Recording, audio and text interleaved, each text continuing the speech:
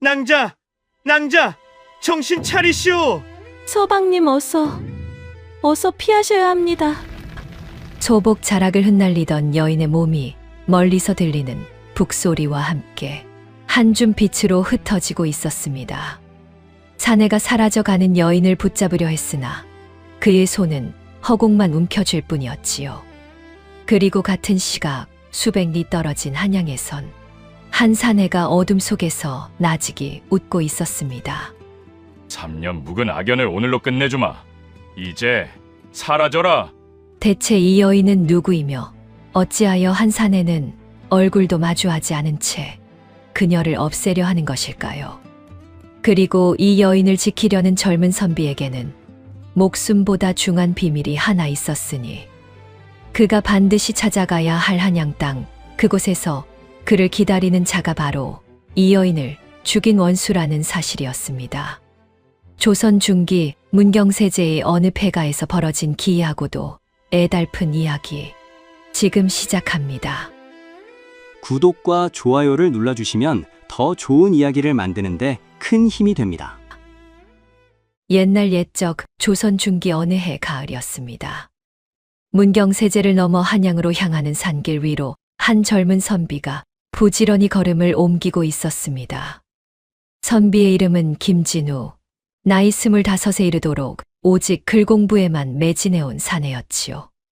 진우의 행색은 초라하기 그지없었습니다. 가세는 틈이 벌어져 있었고 도포 자락은 여기저기 해져 있었지요. 허리춤에 찬 괴나리 보찜 속에는 수업 문서와 겨우 닷새치 노잣돈이 전부였습니다. 그때였습니다. 어디선가 까마귀 울음소리가 들려왔습니다. 진우가 고개를 드니 하늘이 심상치 않았지요.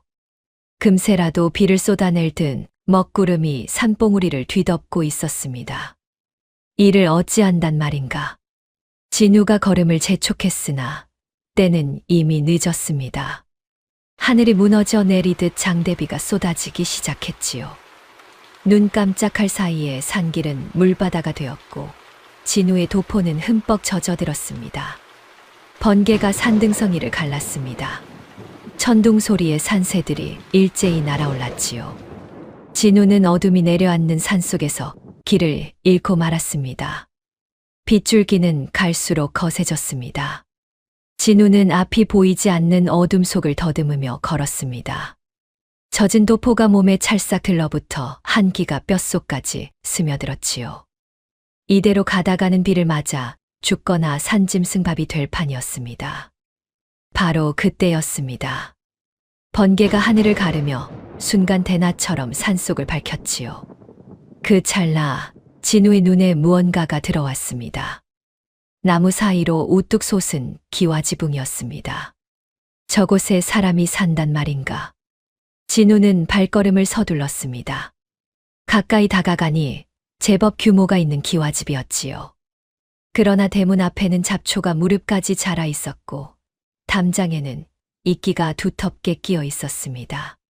사람이 살지 않은 지 오래된 듯한 모습이었지요. 그런데 이상했습니다. 안채 쪽에서 희미한 불빛이 새어나오고 있었습니다. 진우의 등골에 서늘한 기운이 흘렀지요. 이런 깊은 산속 폐가에 누가 불을 밝혔단 말입니까? 진우가 삐걱거리는 대문을 밀었습니다. 두려움이 엄습했지만 이대로 밤을 새울 수는 없는 노릇이었지요. 그는 떨리는 목소리로 안을 향해 외쳤습니다.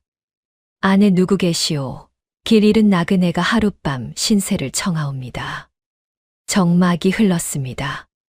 진우는 대문 안쪽을 두리번거렸습니다. 인기척이 없자 다시 한번 목청을 높이려는데 안채의 문이 스르륵 열렸지요. 진우의 숨이 멎는 듯 했습니다. 문 안에서 나타난 것은 소복 차림의 젊은 여인이었습니다.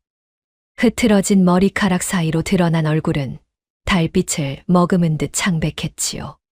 그러나 그 창백함 속에서 빛나는 두 눈은 묘하게 요염했습니다. 진우는 태어나서 이토록 아름다운 여인을 본 적이 없었지요. 누구신지요? 여인의 목소리가 밤 공기를 가르며 흘러왔습니다. 나직하면서도 맑은 음성이었지요. 길을 잃은 나그네입니다. 비를 피할 곳을 찾다가 일이 찾아왔사온데 하룻밤만 처마 밑을 빌릴 수 있겠습니까? 진우가 허리를 숙여 예를 갖추었습니다. 여인은 잠시 그를 바라보다가 고개를 끄덕였지요. 남녀가 유별하오나 비를 피하는 것이 급선무이니 안으로 드시지요. 여인이 몸을 비켜 진우를 안으로 들였습니다. 방 안에 들어서는 순간 진우의 코끝을 묘한 향기가 감쌌지요. 달콤하면서도 서늘한 이승의 것이 아닌 듯한 향이었습니다. 소녀의 이름은 연화라 하옵니다. 여인이 나직이 말했습니다. 연화는 진우를 따뜻한 아랫목으로 안내했습니다. 젖은 옷을 말리시지요. 잠시 기다리시면 술상을 내오겠습니다. 진우가 미처 사양할 틈도 없이 연화는 방문을 닫고 나갔습니다. 진우는 젖은 도포를 벗어 구석에 걸어두고 자리에 앉았지요. 방 안은 아늑했습니다. 화롯불이 은은하게 타오르고 있었고 벽에는 매화 그림이 걸려 있었지요. 폐가라고는 믿기지 않는 정갈한 모습이었습니다. 이윽고 연화가 술상을 들고 돌아왔습니다. 상 위에는 따끈한 술병과 몇 가지 안주가 정갈하게 차려져 있었지요. 진우는 황송한 마음에 손사래를 쳤습니다. 낯선 나그네에게 이리 후한 대접을 베푸시니 몸둘 바를 모르겠습니다. 산속에 손님이 귀하온데 어찌 그냥 보내겠습니까? 연화가 직접 술잔을 따라 진우에게 권했습니다. 진우는 잔을 받아 한 모금 마셨지요. 달큼하면서도 향긋한 맛이 목을 타고 흘러내렸습니다. 그런데 낭자께서는 어찌하여 이런 깊은 산속에 홀로 사시는지요? 진우가 조심스레 물었습니다. 연화의 눈빛이 순간 흔들렸지요. 그녀는 고개를 숙인 채 슬픈 미소를 지을 뿐 대답이 없었습니다. 실례를 범했습니다. 굳이 답하지 않으셔도 되옵니다. 진우가 황급히 말을 거두었습니다. 연화는 고개를 저으며 다시 술잔을 채워주었지요. 선비님께서는 한양으로 가시는 길인가요? 그러하오. 과거를 보러 가는 길이지요. 그리 되시면 높은 벼슬에 오르시겠군요. 연화의 눈이 진우를 바라보았습니다.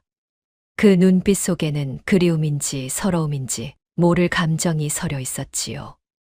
진우는 술 기운 탓인지 그녀의 눈빛에서 헤어나올 수가 없었습니다. 밖에서는 여전히 빗소리가 세차게 울려 퍼지고 있었습니다. 화롯불 위로 피어오르는 연기가 두 사람 사이를 부드럽게 감쌌지요. 진우는 어느새 선비로서의 경계심을 잊은 채 연화의 이야기에 귀를 기울이고 있었습니다. 술잔이 오가며 밤은 깊어만 갔습니다. 진우는 어느새 세 잔째 술을 비우고 있었습니다. 몸이 나른해지고 머리가 몽롱해졌지요. 연화의 얼굴이 화롯불 빛에 붉게 물들어 더욱 아리따워 보였습니다. 바로 그때였습니다. 하늘을 찢는 듯한 천둥 소리가 울려 퍼졌습니다. 연화가 화들짝 놀라며 몸을 움츠렸지요. 진우는 자신도 모르게 손을 뻗어 연화를 감싸 안았습니다. 괜찮습니다, 낭자. 진우의 품에 안긴 연화의 몸은 얼음장처럼 차가웠습니다. 그러나 이상하게도 그 차가움이 불쾌하지 않았지요. 오히려 묘한 끌림이 온몸을 휘감았습니다. 연화가 고개를 들어 진우를 올려다보았습니다. 그녀의 눈동자 속에 진우의 얼굴이 비쳤지요. 두 사람의 숨결이 얽히고 심장 뛰는 소리가 빗소리보다 크게 들려왔습니다. 서방님. 연화가 나직이 불렀습니다. 그 목소리에는 오랜 세월 쌓인 외로움이 담겨 있었지요. 진우는 선비의 도리를 지켜야 한다는 것을 알았습니다. 초면의 여인과 한방에서 밤을 지새우는 것도 불경한 일인데 이 이상은 안 된다는 것을 머리로는 알고 있었지요. 그러나 연화의 서글픈 눈망울 앞에서 진우의 이성은 녹아내리고 말았습니다. 화롯불이 타들어가는 소리가 고요히 울렸습니다. 두 사람의 그림자가 벽 위에서 하나로 포개졌지요. 밖에서는 비바람이 세차게 몰아쳤으나 방 안은 뜨거운 열기로 가득 찼습니다. 촛불이 흔들리다 이윽고 꺼졌습니다. 어둠 속에서 두 개의 숨소리만이 가늘게 이어졌지요. 꾀꼬리 소리에 진우가 눈을 떴습니다. 따스한 햇살이 얼굴을 비추고 있었지요. 진우는 몸을 일으키려다 그 자리에 얼어붙고 말았습니다. 어젯밤의 아늑한 방은 온데간데 없었습니다. 진우가 누워있던 곳은 지붕이 뚫린 폐가의 썩은 마루였지요. 낙엽이 이불처럼 몸을 덮고 있었고 손에 쥐고 있던 것은 앙상한 나무뿌리였습니다. 이게 무슨... 진우는 벌떡 일어났습니다. 두 눈을 비비고 다시 보아도 광경은 같았지요. 어젯밤 화로불이 타오르던 방은 바닥이 뚫려 흙이 드러나 있었습니다. 매화 그림이 걸려 있던 벽에는 거미줄과 이끼만이 가득했지요. 연화낭자, 연화낭자. 진우는 다급히 집 안을 뒤졌습니다.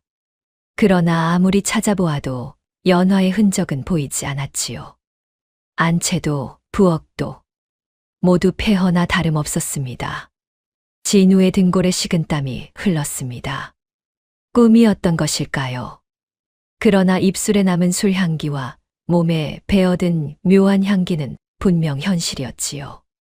무언가 잘못되었다는 것을 깨달은 진우는 혼비백산하여 허겁지겁 폐가를 빠져나왔습니다. 뒤도 돌아보지 않고 산길을 내달렸지요. 가슴이 터질 듯 뛰었으나 멈출 수가 없었습니다. 산을 내려온 진우는 고갯마루 아래 작은 주막에 이르렀습니다. 다리에 힘이 풀린 진우는 비틀거리며 주막 안으로 들어섰지요. 주모가 놀란 눈으로 진우를 바라보았습니다. 아이고 선비님, 얼굴이 왜 그리 창백하시오. 귀신이라도 본 낯빛이구먼. 진우는 대답 대신 자리에 털썩 주저앉았습니다. 주모가 얼른 따뜻한 국밥을 내왔지요.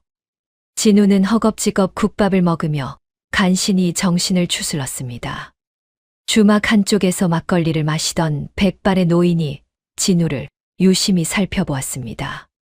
노인의 행색은 남루했으나 눈빛만은 형형하게 빛나고 있었지요.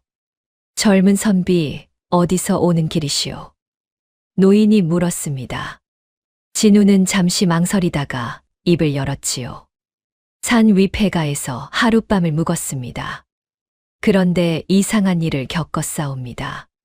진우가 어젯밤 일을 이야기하자 주막 안이 술렁거렸습니다. 주모의 얼굴이 사색이 되었지요.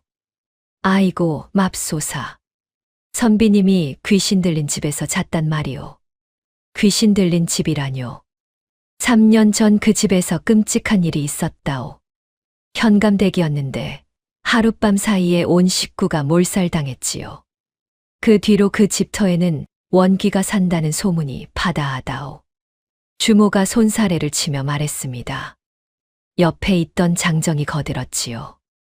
그 집 처녀 귀신이 지나가는 사내를 홀려 정기를 빼앗는다는 이야기가 있소.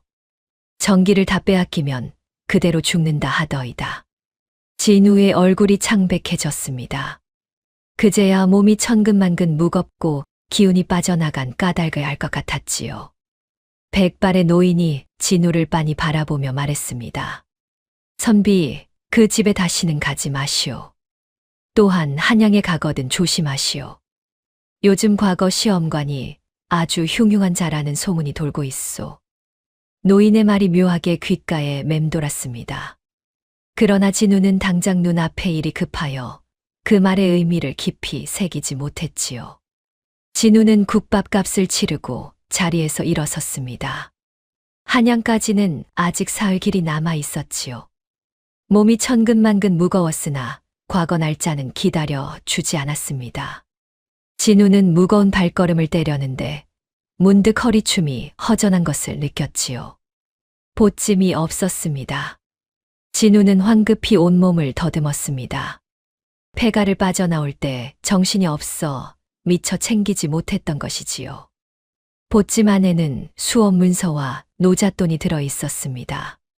수업 문서가 없으면 과거를 볼 수조차 없었지요. 이를 어찌한단 말인가. 진우의 얼굴이 새파랗게 질렸습니다. 10년 공부가 물거품이 될 판이었지요.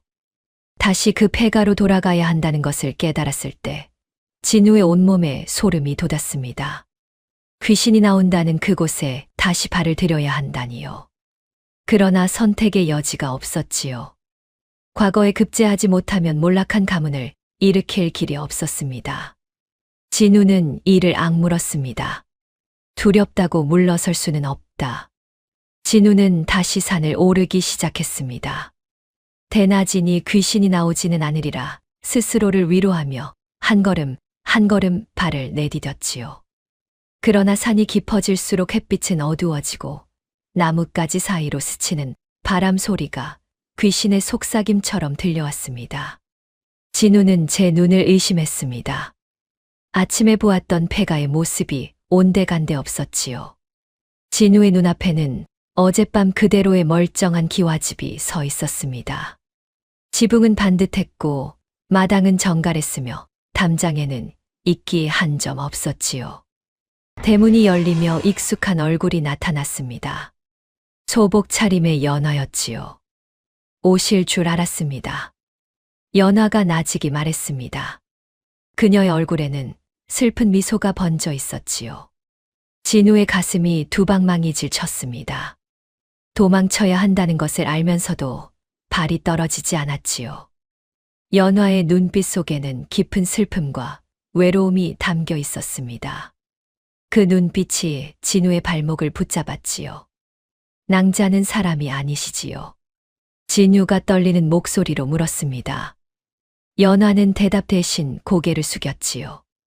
알면서도 왜 다시 오셨습니까? 보찜을 두고 왔소. 그 안에 수업 문서가 있어서. 자, 여기 있습니다. 연화가 품에서 괴나리 보찜을 꺼내 내밀었습니다. 진우는 보찜을 받아 들고도 발걸음을 떼지 못했지요. 어서 가시지요. 여기 있으면 서방님의 정기만 빠져나갑니다. 연화가 돌아서며 말했습니다. 그때 진우의 눈에 안채 마루가 들어왔지요. 연화가 멈칫하며 마루 한쪽을 슬픈 눈으로 바라보았습니다. 그 시선이 어찌나 애틋하던지 진우는 그곳에 무언가 사연이 있음을 직감했지요. 가지 마시오. 연화가 걸음을 멈추었습니다. 목소리가 가늘게 떨리고 있었지요. 소녀를 두려워하지 않으십니까? 두렵소. 그러나 진우는 잠시 말을 멈추었습니다. 자신도 이유를 알 수 없었지요. 다만 이 여인을 이대로 두고 떠날 수가 없었습니다. 낭자가 왜 이곳에 묶여 있는지 알고 싶소. 연화가 천천히 돌아섰습니다. 그녀의 눈가에 이슬 같은 눈물이 맺혀 있었지요. 해가 뉘엿뉘엿 산등성이 너머로 넘어갔습니다. 진우는 결국 폐가에 남았습니다. 이성으로는 어리석은 짓이라는 것을 알았지요. 그러나 연화의 슬픈 눈망울을 외면할 수가 없었습니다. 밤이 되자 집은 다시 화려한 모습을 되찾았습니다. 방 안에 화롯불이 피워지고 따뜻한 술상이 차려졌지요. 연화는 어젯밤처럼 진우의 곁에 앉아 술을 따랐습니다. 서방님의 마음이 고맙습니다. 연화가 나직이 말했습니다. 그녀의 목소리에는 오랜 세월의 외로움이 배어 있었지요. 소녀가 이 집에 묶인 지 3년이 되었습니다. 그동안 몇 사람이 이곳을 지나갔으나 모두 소녀를 보고 도망쳤지요. 서방님처럼 남아주신 분은 처음입니다. 진우는 대답 대신 술잔을 비웠습니다. 연화가 가까이 다가왔지요.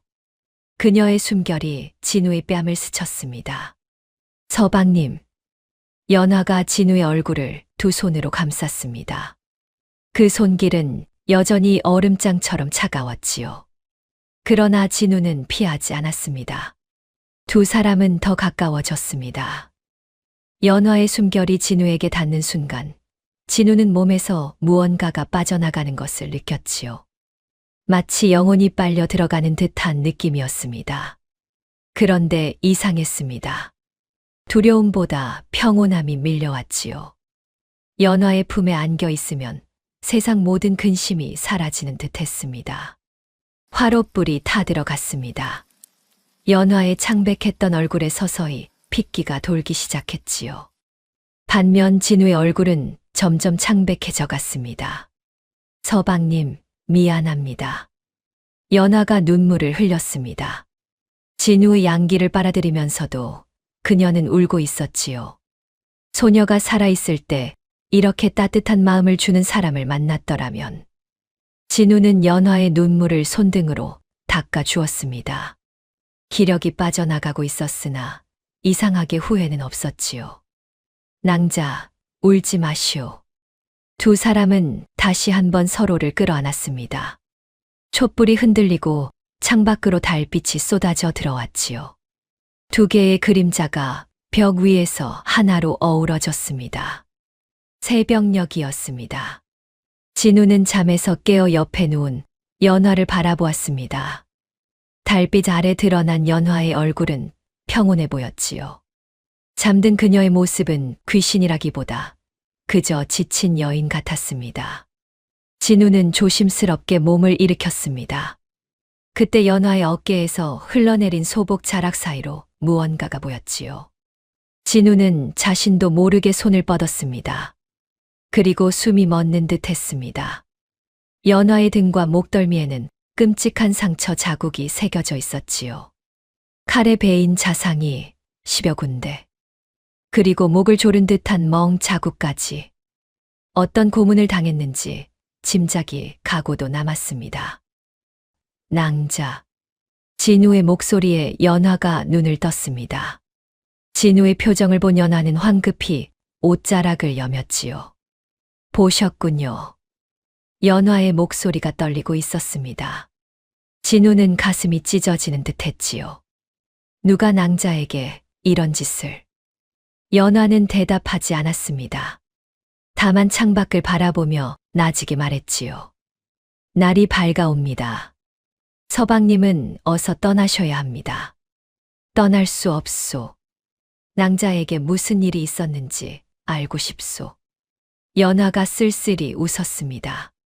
알면 무엇 하시렵니까? 소녀는 이미 죽은 몸인 것을. 그래도 알고 싶소. 진우가 연화의 손을 잡았습니다.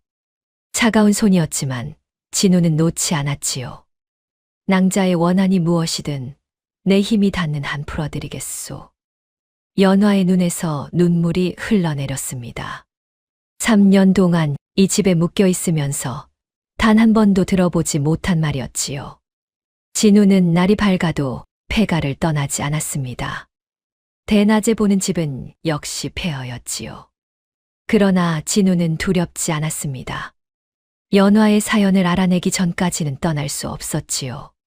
진우는 무너진 서재를 뒤집기 시작했습니다. 썩은 책장과 먼지 쌓인 서책들 사이를 헤집었지요.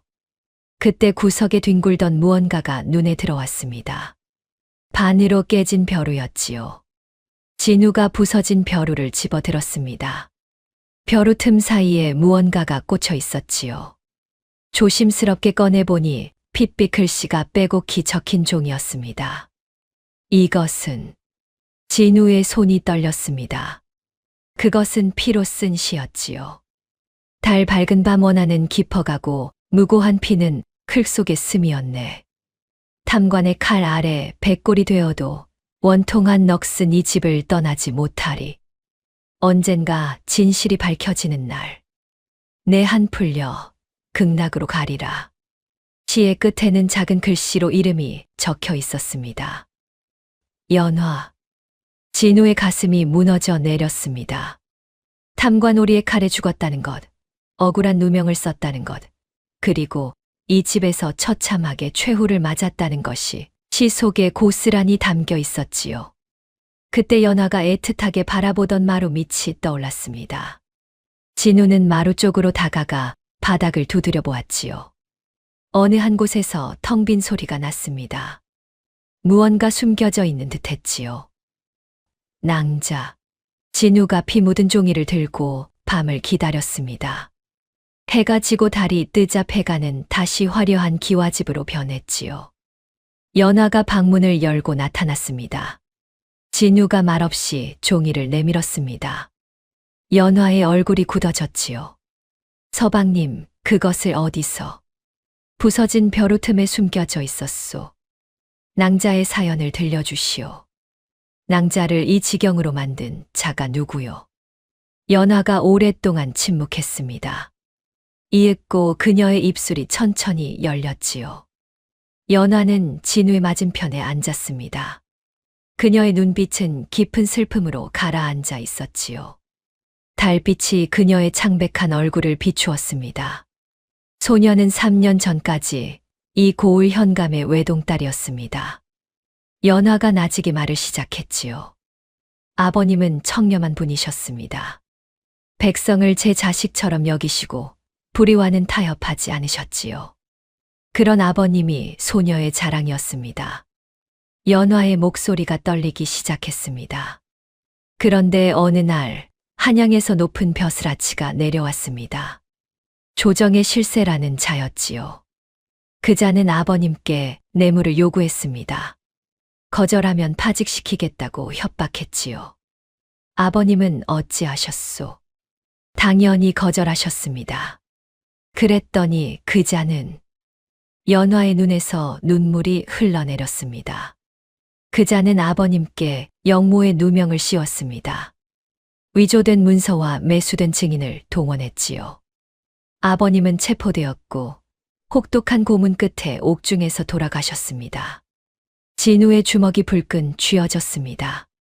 그러면 낭자는 그 자의 부하들이 이 집에 쳐들어왔습니다. 어머님과 하인들을 모조리 죽이고 소녀를. 연화가 말을 잊지 못했습니다. 떨리는 어깨가 그날의 참상을 말해주고 있었지요. 소녀는 그 자에게 끌려가 능욕당할 처지였습니다. 차라리 죽음을 택했지요. 그 자의 칼을 빼앗아 제 목에. 진우는 더 이상 듣고 있을 수가 없었습니다. 그는 연화를 끌어안았지요. 더 말하지 않아도 돼요. 연화가 진우의 품에서 흐느꼈습니다.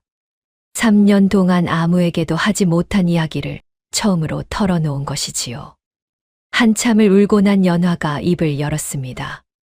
서방님께서는 과거를 보러 한양으로 가신다 하셨지요. 그러하오. 연화가 쓸쓸히 웃었습니다. 이번 과거 시험의 총책임자가 누구인지 아십니까? 진우는 고개를 저었습니다. 연화가 나직이 말했지요. 최대감이라는 자입니다. 조정의 실세이지요. 최대감. 바로 소녀의 집안을 멸문시킨 원수입니다. 진우의 얼굴이 굳어졌습니다. 연화가 진우의 손을 잡았지요. 서방님, 소녀의 이야기는 여기까지입니다. 이제 더 이상 이곳에 계실 이유가 없습니다. 무슨 말이요? 서방님께서 과거에 급제하시려면 최대감의 눈에 들어야 합니다. 소녀의 원수에게 아부해야 한다는 뜻이지요. 연화의 눈빛이 담담했습니다. 소녀 때문에 서방님의 앞길을 막을 수는 없습니다. 제발 소녀를 잊고 떠나 주십시오. 진우는 말이 없었습니다. 10년 공부, 가문의 부활, 과거 급제. 그것이 지금까지 진우의 삶의 전부였지요. 그런데 그 꿈을 이루기 위해서는 사랑하는 여인의 원수 앞에 머리를 조아려야 한다니요. 낭자. 진우가 입을 열었습니다. 나는 비겁한 선비가 되고 싶지 않소. 낭자의 원한을 푸는 것과 과거 급제, 둘 중 하나만 선택해야 한다면. 진우는 연화의 두 손을 꼭 잡았습니다. 나는 낭자를 택하겠소. 연화의 눈에서 눈물이 비처럼 쏟아졌습니다. 그날 밤 진우는 잠을 이루지 못했습니다. 연화는 진우의 품에서 잠들어 있었지요. 진우는 그녀의 창백한 얼굴을 바라보며 깊은 생각에 잠겼습니다. 최대감. 그 이름을 떠올리자 분노가 치밀었습니다. 청렴한 현감을 죽이고 그 가족을 몰살시킨 탐관오리. 그런 자가 조정의 실세로 떵떵거리며 살고 있다니요. 그러나 한편으로는 두려움도 밀려왔습니다. 최대감은 조정의 권력을 쥔 자였지요. 가난한 선비가 어떻게 그런 자를 상대할 수 있단 말입니까? 자칫하면 연화의 아버지처럼 역적으로 몰려 죽을 수도 있었습니다. 게다가 진우의 몸은 이미 귀신과의 접촉으로 쇠약해져 있었지요. 거울에 비친 자신의 얼굴은 핏기가 사라져 해골과 다름없었습니다. 이대로 가다가는 한양에 도착하기도 전에 쓰러질 판이었지요. 포기할까? 진우 입에서 나직한 중얼거림이 흘러나왔습니다. 그러나 곧 고개를 저었지요. 연화의 상처 자국이 눈앞에 아른거렸습니다. 피로 쓴 시의 구절이 귓가에 맴돌았지요. 원통한 넋은 이 집을 떠나지 못하리. 언젠가 진실이 밝혀지는 날 내 한 풀려 극락으로 가리라. 진우는 주먹을 불끈 쥐었습니다. 반드시 낭자의 한을 풀겠소. 목숨을 걸더라도. 한편 같은 시각 한양에서는 최대감이 불안에 떨고 있었습니다. 암행어사가 이고을에 내려왔다는 첩보를 입수한 것이지요. 혹시 3년 전의 일이 밝혀지기라도 한다면 목이 달아날 판이었습니다.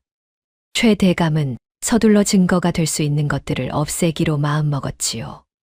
그 중에서도 가장 골치 아픈 것이 바로 폐가에 묶여 있다는 원귀였습니다. 바로 그때였습니다. 멀리서 북소리가 울려왔습니다. 이상한 기운이 산을 뒤덮기 시작했지요. 연화가 갑자기 고통스럽게 신음하며 몸을 비틀었습니다. 낭자, 왜 그러시오? 연화의 몸이 점점 희미해지고 있었습니다. 무언가 강력한 힘이 그녀를 짓누르고 있는 듯했지요. 북소리가 점점 가까워졌습니다. 진우는 연화를 부축한 채 창밖을 내다보았지요. 달빛 아래로 행렬이 다가오고 있었습니다. 선두에는 붉은 치마에 방울을 단 무당이 작두를 들고 서 있었지요. 연화 낭자, 저들이 굿판입니다. 소녀를 소멸시키려고. 연화의 목소리가 힘없이 떨렸습니다. 무당의 뒤에는 장정 10여 명이 횃불을 들고 따르고 있었지요. 그 뒤에는 가마가 하나 있었습니다. 가마의 발이 거치자 교활한 얼굴의 사내가 모습을 드러냈지요. 최대감. 연화가 이를 갈았습니다. 최대감은 입가에 비릿한 미소를 띠고 있었지요. 3년이나 묵은 원귀가 골칫거리였는데 오늘로써 끝장을 내야겠구나. 최대감이 무당에게 손짓했습니다. 무당이 방울을 흔들며 주문을 외기 시작했지요. 신장님네 물러가라. 천지신명 물러가라. 연화의 몸이 더욱 희미해졌습니다. 고통으로 얼굴이 일그러졌지요. 서방님, 어서 피하셔야 합니다. 소녀는 이제 난 피하지 않겠소. 진우가 연화를 꽉 끌어안았습니다.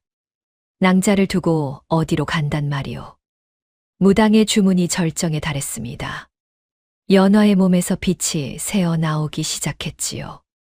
영혼이 흩어지는 조짐이었습니다. 진우는 이를 악물었습니다. 더 이상 가만히 있을 수 없었지요. 진우는 벌떡 일어나 방문을 박차고 밖으로 뛰어나갔습니다. 멈춰라. 진우의 외침에 무당의 주문이 잠시 멈췄습니다.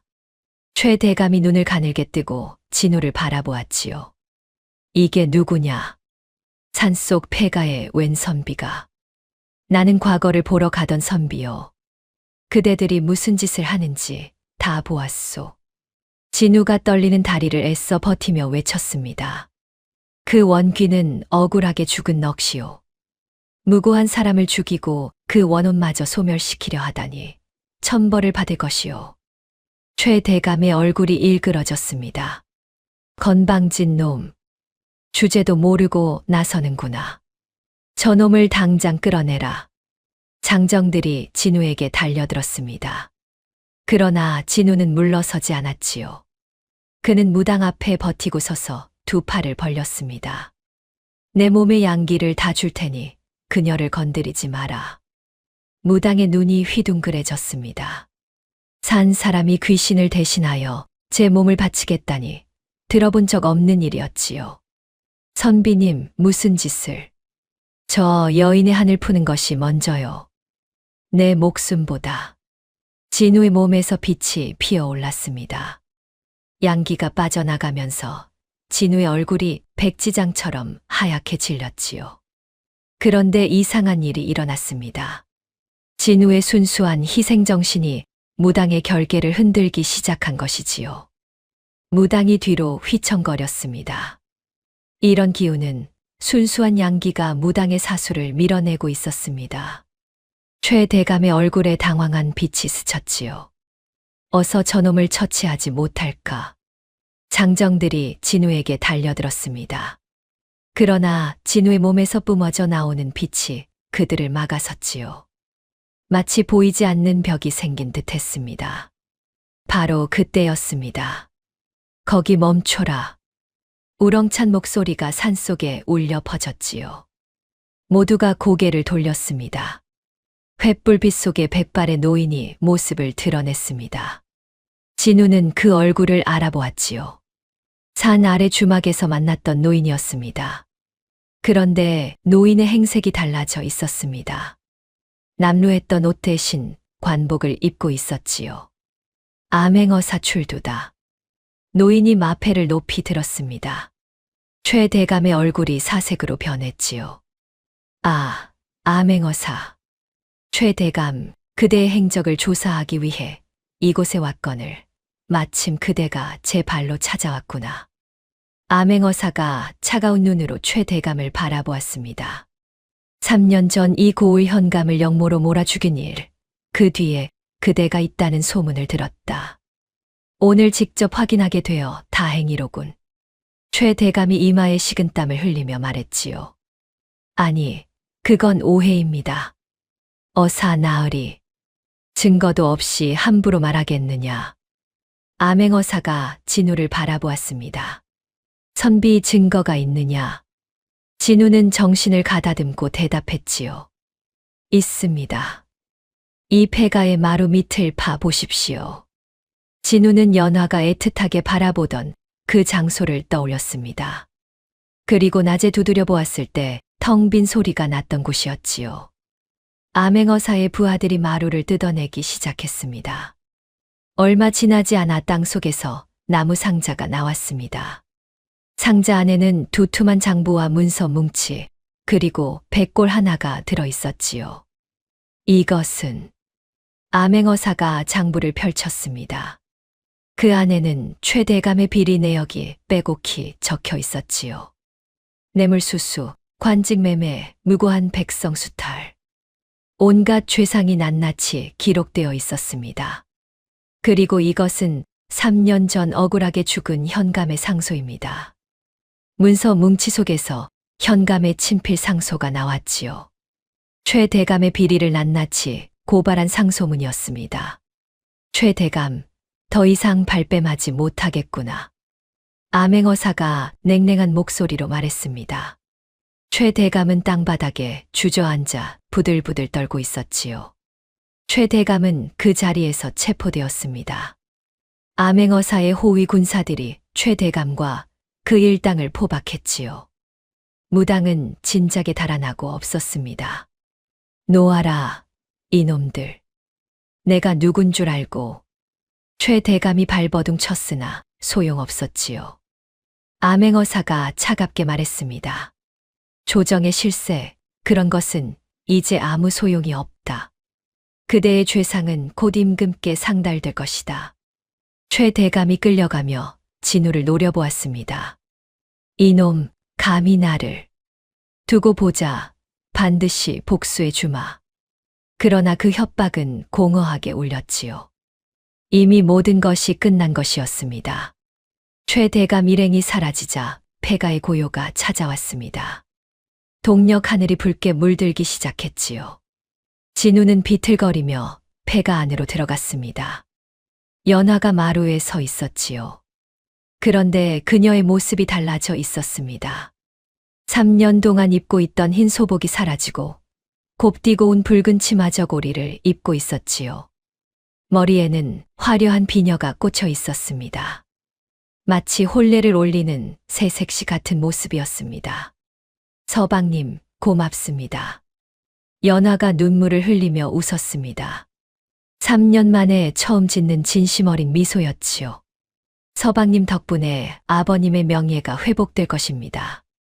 소녀의 가족 모두 극락으로 갈 수 있게 되었습니다. 낭자, 그 옷은 한이 풀리니 생전에 입지 못했던 옷을 입게 되었습니다.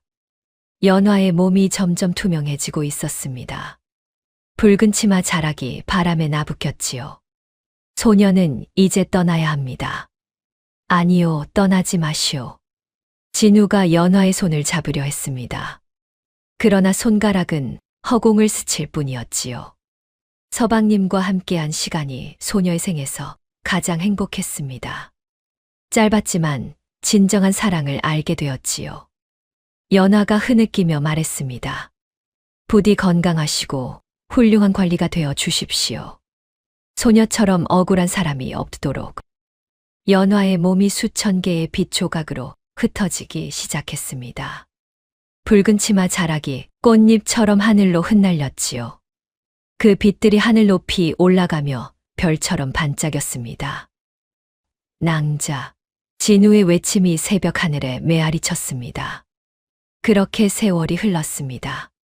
연화가 떠난 뒤 진우는 한양으로 향하지 않았습니다. 암행어사의 증언 덕분에 최대감은 차명에 처해졌고 연화의 아버지인 현감은 명예를 회복했지요.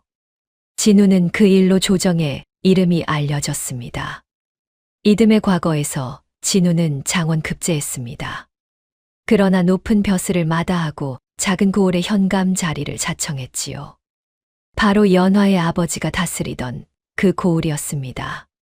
진우는 청렴하고 어진 관리가 되었습니다. 억울한 백성이 있으면 누구보다 먼저 나서서 돕고 탐관오리라 있으면 끝까지 물고 늘어져 응징했지요. 백성들은 그를 푸른 하늘 같은 관리라 칭송했습니다. 어느 봄날이었습니다. 백발이 성성해진 진우가 지팡이를 짚고 산길을 올랐습니다. 그가 향하는 곳은 옛 폐가터였지요. 폐가는 이미 허물어지고 없었습니다. 그 자리에는 꽃밭이 조성되어 있었지요. 진우가 심은 꽃들이었습니다. 그 중에서도 가장 많은 것은 연꽃을 닮은 흰 꽃이었습니다. 그리고 한쪽에는 부서진 벼루 하나가 비석처럼 세워져 있었지요. 진우가 꽃밭 앞에 서서 눈을 감았습니다. 문득 바람이 불어왔지요. 꽃잎이 흩날리며 진우의 주위를 맴돌았습니다. 그 순간 진우의 귓가에 익숙한 목소리가 속삭이듯 들려왔습니다. 나의 낭군님, 오래오래 건강하시옵소서. 진우가 눈을 떴습니다. 꽃잎 사이로 잠깐 붉은 치마를 입은 여인이 미소 짓는 모습이 아른거렸지요. 눈을 깜빡이자 그 모습은 사라지고 없었습니다. 진우는 고개를 숙여 꽃밭에 절을 올렸습니다. 낭자, 잘 가시오. 내 언젠가 그곳에서 다시 만납시다. 바람이 다시 불어왔습니다. 마치 대답이라도 하듯 꽃향기가 진우를 감싸 안았지요. 옛말의 정의는 반드시 승리한다는 말이 있습니다. 탐욕과 권력으로 무고한 사람을 해친 자는 결국 응보를 받고 정의를 위해 목숨을 건 자는 하늘이 돕는 법이지요. 또한 진정한 사랑은 삶과 죽음을 초월한다고 했습니다. 비록 연화는 이승을 떠났으나 그녀가 진우의 마음에 남긴 사랑은 영원히 사라지지 않았지요. 오늘 이야기 어떠셨나요? 다음 이야기 빠르게 만나보시려면 좋아요와 구독을 눌러주세요. 그럼 더 재미있는 이야기로 찾아뵙겠습니다. 감사합니다. 야담 광장을 찾아주셔서 감사합니다. 여러분들의 기대에 부응하는 채널이 되기 위해 최선을 다하겠습니다. 자, 이제 이야기 시작하겠습니다. 삼도천, 죄업에 따라 건너는 강이 다르다. 선한 자는 금다리로 건너고 마침내 천상계에 든 영혼들의 결말. 사람이 숨을 거두고 이래가 지나면 반드시 건너야 한다는 강이 있다 합니다. 강이라 하나 강이 아니요. 다리라 하나 사람이 만든 다리가 아닙니다. 어떤 이는 황금으로 빛나는 다리를 사뿐히 건너 천상계로 오르고 어떤 이는 무릎까지 차오르는 차가운 여울을 절절매며 헤쳐가며 또 어떤 이는 까만 물결 속으로 영영 끌려 들어가 다시는 빛을 보지 못한다 합니다. 살아생전 지은 한 가지 한 가지가 그 강물의 색을 정하고 그 다리의 모양을 결정한다는 삼도천. 그 무서운 강가에서 조선 한 고을의 세 사람이 마주한 운명은 과연 어떤 모습이었을까요? 죽은 자가 가장 먼저 마주한다는 저승의 첫 관문. 그 죄업의 거울 앞으로 오늘 함께 가보시지요. 이란 고을의 새 죽음. 조선 영조 무렵 충청도 깊은 산골에 청림이라는 작은 고을이 있었다. 그해 늦가을 짧은 사흘 사이에 마을에 세 사람의 부음이 잇따랐다. 한 고을 노인들이 입을 모아 흉사가 한꺼번에 모인 해라 혀를 찼다. 먼저 숨을 거둔 이는 마을에서 으뜸 가는 부자이자 향리 출신의 토호 윤판서였다. 본디 한양에서 정삼품 벼슬을 지냈으나 죄를 입어 낙향한 자였다. 그는 마을 사람의 토지를 헐값에 끌어모으고 흉년의 곡식을 빌려주는 척하다가 사람의 자식을 종으로 잡아갔으며 자신의 첩이 임신하자 본부인을 광에 가두어 굶기었다. 사람들이 그를 두고 산 채로 굶주린 호랑이라 하였다. 죽기 전날 밤 윤판서는 비단 이불 속에서 잘 먹고 비대하게 잠들었다가 새벽에 갑자기 가슴을 움켜쥐며 숨을 거두었다. 그 입가에는 마치 무엇인가를 욕하다 만 듯한 일그러진 표정이 굳어 있었다. 다음 날 점심 무렵 마을 어기 다 쓰러져가는 초가에서 또 하나의 부음이 들려왔다. 박씨 노부인이 숨을 거둔 것이다. 일찍이 남편을 여의고 자식 둘마저 어린 나이에 잃은 분이었다. 가진 것은 작은 텃밭 하나와 헐어진 무명 치마 두 벌이 전부였으나 그 부엌은 늘 따뜻하였다. 마을에 거지가 다녀가지 않은 날이 없었고 부모를 잃은 아이가 죽 한 끼 얻어먹지 않은 날이 없었다. 노안으로 자리에 누운 지 사흘째 되던 날 부인은 머리맡에 앉은 이웃집 며느리의 손을 가만히 잡으며 말하였다. 내 가진 것 없이 가니 마음만은 가볍구나. 다만 우리 마을 사람들이 다 무탈하기를 바란다. 그 말을 끝으로 부인은 조용히 눈을 감았다. 입가에는 옅은 미소가 남아 있었다. 세 번째 죽음은 그 이튿날 새벽에 닥쳤다. 마을에 술 잘 마시는 칠뜨기였다.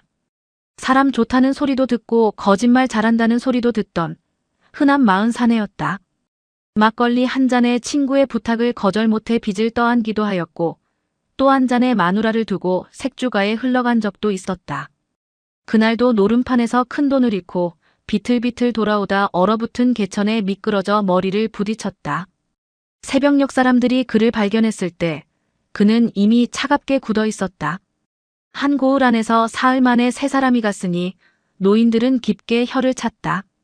한 마을에 흉사가 이리 겹치는 법이 아닌데 세 사람 갈 길이 어찌 같으려나. 살아생전 한 일이 서로 다르거늘. 그러나 그것은 살아있는 자들이 짐작할 일이 아니었다. 정작 죽은 세 사람의 영혼은 그 시각 이승의 빛을 등진 채 똑같은 어둠 속으로 함께 떨어지고 있었다. 이 잿빛 안개 속에 깨어남. 깊은 정적이었다. 어떤 곳이라 이름할 수도 없는 위도 없고 아래도 없는 잿빛 공간이었다. 그 한가운데 세 사람의 영혼이 차례로 눈을 떴다. 윤판서가 가장 먼저 깨어나 두리번거렸다. 여기가 어디냐? 종놈은 어디 있느냐? 누가 가마를 가지고 오너라. 목소리가 메아리도 없이 잿빛 안개 속으로 빨려 들어갔다. 윤판서는 그제야 평생 처음으로 두려움이라는 것을 느꼈다. 그 다음에 박씨 부인이 가만히 눈을 떴다. 부인은 자신의 손바닥을 들여다보고 곱게 매만진 듯 보이는 자기의 무명 저고리 옷고름을 어루만지더니 조용히 합장하였다. 나무지장보살 마침내 떠나갈 시간이 왔구나. 마지막으로 칠뜨기가 부스스 일어났다. 그는 자기가 어제 얼어붙은 개천에 머리를 부딪힌 것까지는 어렴풋이 기억하였다. 그러나 그 다음 일이 도무지 떠오르지 않았다. 여보슈, 여기가 어디요? 우리 집은 어느 쪽이요? 그때였다.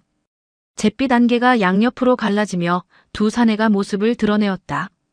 키가 훤칠하고 몸은 가늘었으나 어깨가 단단하였다. 검은 도포에 흙립을 깊이 눌러쓰고 손에는 명부와 쇠줄을 든 자들이었다. 저승사자였다. 한 사람은 늙었고 한 사람은 젊었다. 늙은 저승사자가 먼저 입을 열었다. 청림 골 윤모 박모 칠모. 정해진 때에 정해진 곳으로 잘 왔구나. 망설이지 말고 일어서라. 갈 길이 멀다. 윤 판서는 즉시 발끈하였다. 무슨 길? 나는 윤가요. 한양의 판서를 지낸 양반이오. 길을 가려거든 가마를 대령하시오. 어찌 양반에게 걷자고 하는 게요? 젊은 저승사자가 차갑게 답하였다. 이곳에는 양반도 상놈도 없소이다. 사라지은 엄만이 짐이 되어 등에 얹힐 따름이오. 그 짐이 무거운 자일수록 걸음이 늦어질 터이니 어서 따르시오. 박씨 부인은 가만히 일어나 옷매무새를 다듬었다. 그러고는 두 저승사자에게 정중히 머리를 숙이며 말하였다. 수고가 많으시지요. 따르겠습니다. 칠득이는 두 사람을 번갈아 보다가 더듬더듬 입을 열었다. 저 한 가지만 물읍시다. 우리 마누라는 알고 있소이까? 내가 가는 거. 늙은 저승사자가 잠시 시선을 그에게 두었다가 가만히 답하였다. 이승의 일은 이승의 사람이 감당하는 법이오. 이제 그대가 짊어질 것은 그대의 길뿐이오. 자, 가십시다. 그 말이 떨어지자 잿빛 안개가 양옆으로 길게 갈라지며 한 가닥의 길이 드러났다.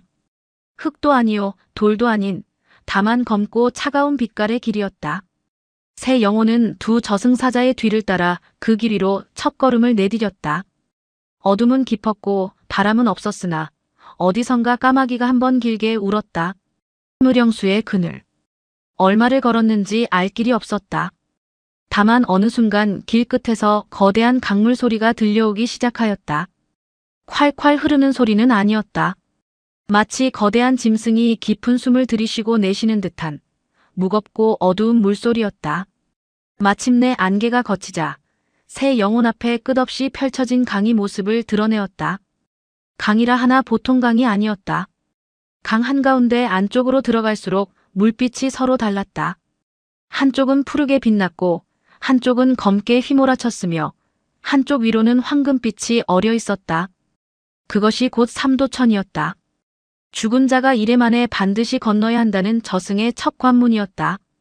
강기슭 한쪽 큰 회화나무 아래 등이 굽은 늙은 노파가 앉아 있었다. 흰머리는 흐트러져 어깨를 덮었고 얼굴에는 잔주름이 거미줄처럼 얽혀 있었으나 두 눈만은 사람의 마음속을 꿰뚫는 듯 형형하였다. 그 곁에 또 한 사람, 흰 수염이 가슴까지 내려온 노옹이 큰 저울대를 든 채 묵묵히 서 있었다. 타리파와 현이용이었다. 늙은 저승사자가 새 영혼을 한 줄로 세웠다. 이곳은 의령수의 그늘이오. 여기에서 그대들은 입은 옷을 벗어 저 회화나무 가지에 걸어야 하오. 가지가 휘어지는 정도로 그대가 사라지는 죄의 무게가 가늠될 것이오. 윤 판서가 발끈하였다. 무엇이라? 양반의 옷을 강도와 다름없이 벗기겠다는 게요? 이런 무엄한. 타리파가 가만히 일어나 다가왔다. 그러고는 손도 대지 아니하고 다만 가느다란 손가락 하나를 들어 윤 판서를 가리킬 따름이었다.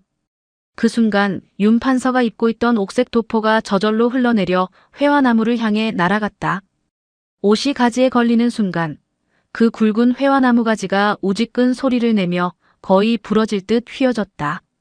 사방에서 까마귀가 깍깍 울었다. 윤 판서의 얼굴이 단번에 새파랗게 질렸다. 박씨 부인은 부드럽게 자신의 무명 저고리를 벗어 두 손으로 곱게 접어가지에 걸었다. 가벼운 명주 손수건처럼 그 옷이 가지 위에 살포시 얹히었다. 가지는 잎새 한 점 흔들리지 아니하였다. 회화나무의 잎이 햇볕에 살랑 빛났다. 칠득이가 망설이며 자기의 무명 적삼을 풀었다. 그가 옷을 가지에 거는 순간 가지가 무겁게 한번 출렁이며 휘어졌다가 천천히 다시 제자리로 돌아왔다. 너무 무거워 부러지지도 않고 너무 가벼워 흔들림 없지도 않은 어중간한 무게였다. 칠득이가 슬그머니 한쪽 머리를 긁었다. 아이고, 내 평생 잘한 것도 모르겠고 못한 것도 모르겠더니 이 가지가 다 알고 있었구나. 현이용은 저울대를 들어 한참을 살피고는 가만히 늙은 저승사자에게 고개를 끄덕여 보였다. 결과가 나온 것이다. 늙은 저승사자가 입을 열었다. 각자의 짐이 가늠되었소. 이제 강 앞에 서시오. 그대들이 건너야 할 길이 곧 드러날 것이오. 새 영혼은 천천히 발길을 옮겨 삼도천의 기슭에 섰다. 검고 푸르고 황금빛으로 출렁이는 그 강 너머에서 마침내 운명이 그들 각각의 모습으로 다가오고 있었다. 삼도천 앞에 서다. 강기슭에 선 새 영혼 앞에서 삼도천이 천천히 그 본 모습을 드러내었다. 강 한가운데로 새 가닥의 길이 갈라져 있었다. 가장 위쪽에는 황금빛으로 빛나는 다리 하나가 허공에 떠 있었다. 다리라 하나 사람이 만든 다리가 아니었다. 빛으로 엮은 듯 다리 너머는 환한 광채로 가득하였고 그 끝은 까마득하여 어디로 이어지는지 알 길이 없었다. 다리 위로 떨어지는 빛이 마치 곡식의 나달이 봄볕에 빛나듯 따스하였다. 그 아래로 강의 한쪽 기슭에는 무릎까지 차오를 듯한 얕은 여울이 푸르스름하게 흐르고 있었다. 물길은 흐름이 빠르고 군데군데 날카로운 돌이 솟아 있었으며 차가운 안개가 수면을 따라 슬슬 기어다녔다. 그리고 강의 가장 깊은 한복판. 그곳은 빛조차 들지 않는 시커먼 물길이었다. 수면 위로는 굵은 소용돌이가 끊임없이 일었고 그 안에서 무엇인가 비늘 같은 것이 번뜩이며 잠시 솟았다가 다시 가라앉기를 거듭하였다. 멀리 떨어진 강기슭에까지 비릿하고 차가운 냄새가 풍겨왔다. 늙은 저승사자가 천천히 입을 열었다. 이것이 곧 삼도천이요. 그대들이 사라지은 업에 따라 셋 가운데 한 길로 강을 건너야 하오.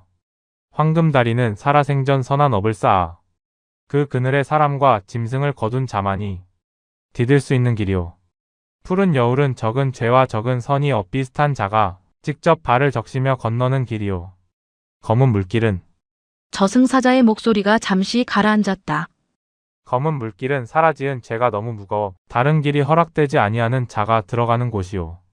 일단 들어가면 다시는 나오지 못한다 하였소. 윤 판서의 얼굴이 그제야 두 번째로 새파랗게 변하였다. 그는 본능적으로 황금 다리 쪽으로 한 걸음을 옮기려 하였으나 발이 떨어지지 아니하였다. 발바닥이 마치 강기슭에 박힌 듯 꼼짝하지 않았다. 그가 갈 수 있는 길은 이미 정해져 있었던 것이다. 박씨 부인은 가만히 합장하고 황금다리 쪽을 바라보았다. 입가에 잔잔한 미소가 떠올랐다. 부인의 발치에서 황금다리의 빛이 따스하게 일렁이며 마치 부인을 부드럽게 부르는 듯하였다. 칠득이는 멍하니 새강물을 번갈아 보다가 자기도 모르게 마른 침을 삼켰다. 아이고 아이고. 살아생전에 술 좀 덜 마시고 거짓말 좀 덜 할 것을. 마누라한테도 가만히 한 번 더 잘해줄 것을. 노름판 그 한 푼이 무어 그리 대단한 거라고. 이제와 후회한들 무슨 소용이람. 저승사자가 마지막으로 단호하게 영을 내렸다. 각자의 길로 가시오. 강이 정한 길은 사람이 거스를 수 없는 길이오. 새 영혼은 마침내 발을 떼었다. 한 사람은 검은 물길로, 한 사람은 푸른 여울로, 한 사람은 황금다리 위로. 한 고을에서 함께 살아온 세 사람의 발걸음이 죽음의 강 앞에서 마침내 세 갈래로 갈라지는 순간이었다. 오검은 물길의 윤판서.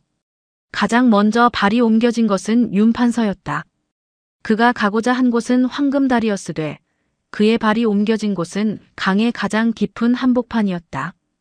처음에는 무엇인가가 그의 두 발목을 부드럽게 그러나 단단하게 휘감았다. 마치 까만 비단 끈 같았다. 윤판서는 황급히 발을 빼려 하였으나 끈은 점점 굵어지고 더 차가워졌다. 그제야 그는 그것이 강물 자체임을 알았다. 이게 무슨 짓이오? 양반 본가의 자식을 어찌 이리 대하는 게요? 한양에 가서 임금께 아뢰겠소. 누구든 책임지게 하겠소이다. 그러나 그의 목소리는 곧 비명으로 변하였다. 무엇인가가 그의 발목을 잡고 강 한가운데로 끌어당기기 시작한 것이다. 수면 아래에서 시커먼 물줄기들이 굵게 휘말려 솟아오르더니 그 안에 무수한 눈이 깜빡이는 것이 보였다. 살아생전 그가 빼앗았던 마을 사람들의 눈. 굶어 죽은 그의 본부인의 눈. 산채로 종으로 잡혀가 객지에서 죽은 아이의 어미의 눈. 그 모든 눈들이 한꺼번에 그를 향해 깜빡이고 있었다. 윤판서는 평생 처음으로 진정한 두려움을 가슴 깊이 느꼈다. 아, 내가 무엇을 한 것이냐? 무엇을 한 것이냐? 내 평생 챙긴 그 비단과 곡간의 곡식이 지금 한 발짝의 디딤돌도 되어주지 못하는구나. 내가 헛것을 모으느라 가장 무거운 짐을 저 회화나무 가지에 걸어두고 왔구나. 그는 강기슭을 향해 손을 뻗었다. 그러나 손은 아무것도 잡지 못하였다. 검은 물속에서 비늘 달린 그림자가 솟구쳐 올랐다. 사람의 몸통만 한 큰 뱀과도 같은 그것은 살아있는 것 같기도 하고 죽은 것 같기도 하였다. 그 입에서 흘러나오는 것은 다름 아닌 윤판서 자신이 살아생전 사람들에게 퍼부었던 욕설들이었다. 그 목소리가 자신의 귓전에 그대로 되돌아오자 윤판서는 처음으로 두 손으로 자기 얼굴을 가렸다. 그만 듣기 싫소. 그만하시오. 늙은 저승사자가 강기슭에서 가만히 그 모습을 지켜보고 있었다. 그의 얼굴에는 기쁨도 슬픔도 없었다. 다만 무겁고 무거운 정적만이 있을 따름이었다. 강은 죄를 더하지 아니하오. 그대가 살아 짊어진 그대로의 무게가 그대를 그 안으로 끌어들이는 것일 따름이오. 강은 다만 거울이오. 사람이 그 거울을 만든 것이지 거울이 사람을 만든 것이 아니오. 윤판서는 끝내 검은 물길 한복판으로 끌려 들어갔다.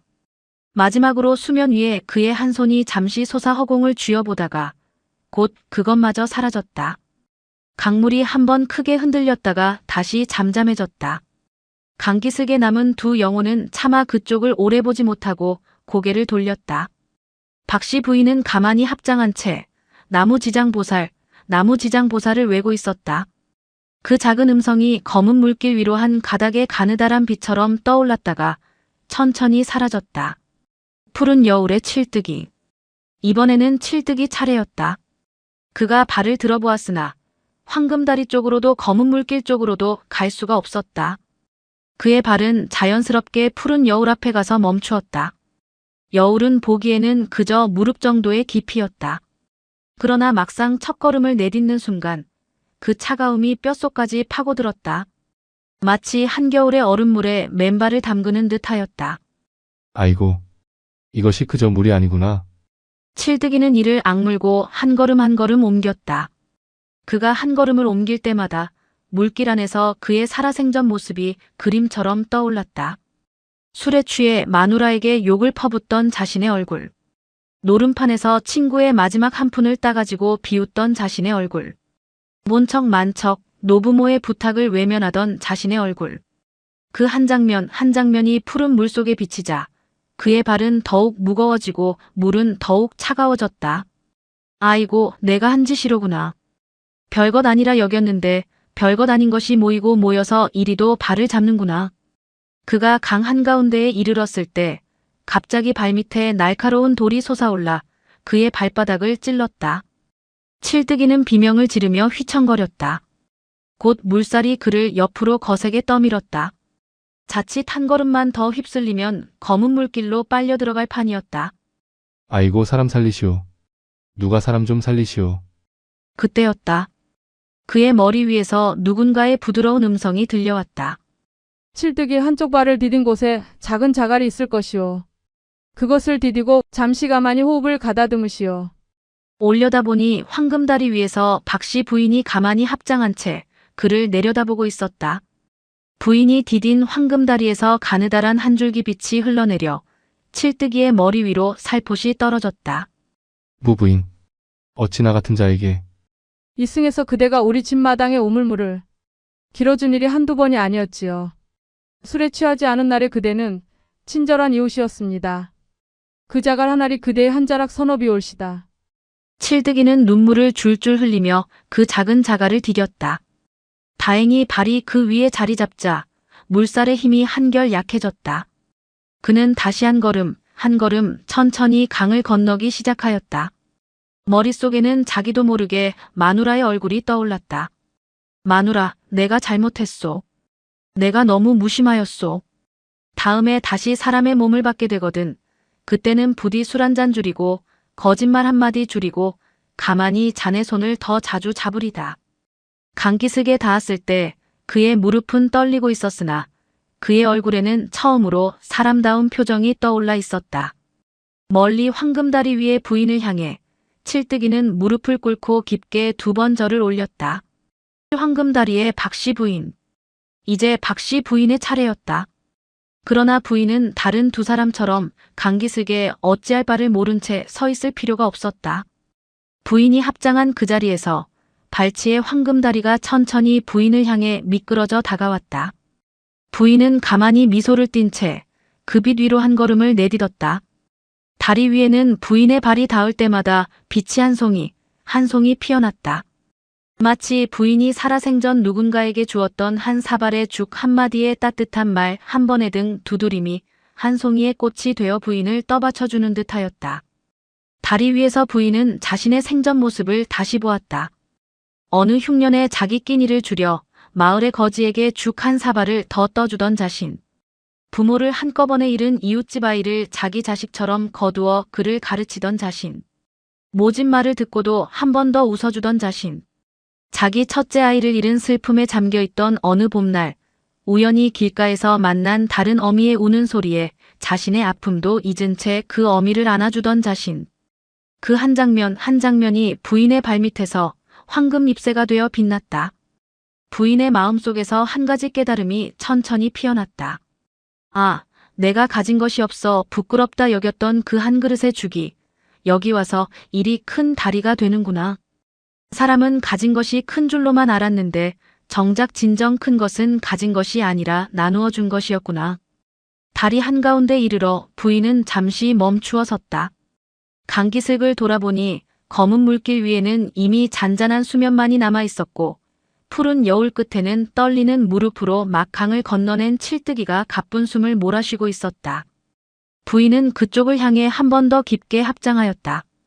칠뜨기가 멀리서 그 합장을 보고는 자기도 모르게 따라서 두 손을 가지런히 모았다. 다리 끝에 다다르자 황금빛이 한층 환해졌다. 그 너머에서 부드러운 한 분의 음성이 들려왔다. 누구의 음성이라 이름할 수도 없는 어머니이기도 하고 아버지이기도 한 음성이었다. 박씨여, 그대가 살아생전 지은 작은 선이 모이고 모여 그대 발밑에 다리가 되었느니라. 그대가 베푼 한 사발의 죽은 사라지지 아니하였느니라. 한 그릇의 죽이 한 사람의 목숨을 살렸고 그 한 사람이 다시 또 한 사람을 살렸으며 그 사슬은 천갈래 만갈래로 흐르고 또 흘러 마침내 이 다리에 이르렀느니라.